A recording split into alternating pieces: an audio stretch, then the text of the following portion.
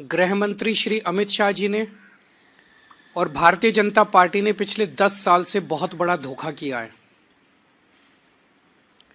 दिल्ली सरकार की एक ओबीसी लिस्ट है।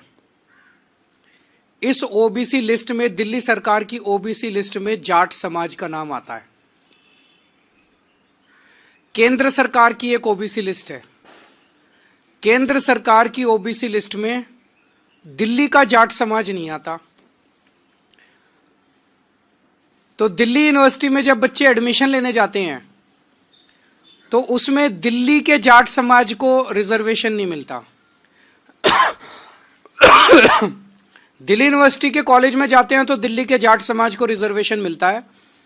केंद्र सरकार के किसी भी कॉलेज में या यूनिवर्सिटी में जाते हैं या केंद्र सरकार की किसी भी संस्था जैसे दिल्ली पुलिस हो गई, डीडी हो गई, उसमें नौकरी लेने जाते हैं तो दिल्ली के जाट समाज को उसमें रिजर्वेशन नहीं मिलता।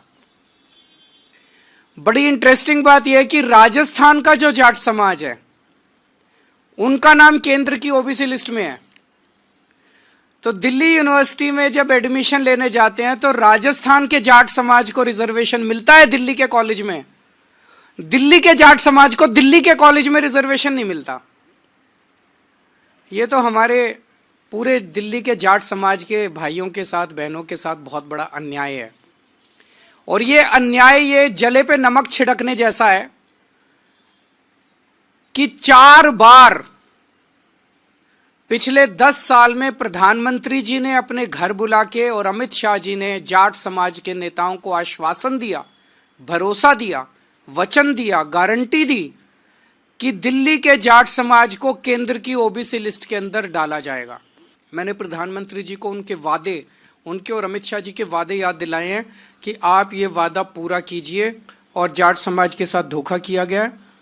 जाट समाज के साथ साथ 5 और जातियां हैं जो दिल्ली की स्टेट लिस्ट में हैं और केंद्र की स्टेट लिस्ट में नहीं है। ये है रावत, रोनियार, रायतंवर, चारण और ओड। इनको भी दिल्ली की केंद्र सरकार के जितने संस्थान हैं वहां पे रिजर्वेशन नहीं मिलता। ये भी दिल्ली की ओबीसी लिस्ट में है, केंद्र की ओबीसी लिस्ट में नहीं है। तो जाट समाज के साथ साथ इन अन्य 5 जातियों को भी इसमें शामिल किया जाए ताकि इन जातियों के युवाओं को भी शिक्षा में और रोजगार में उचित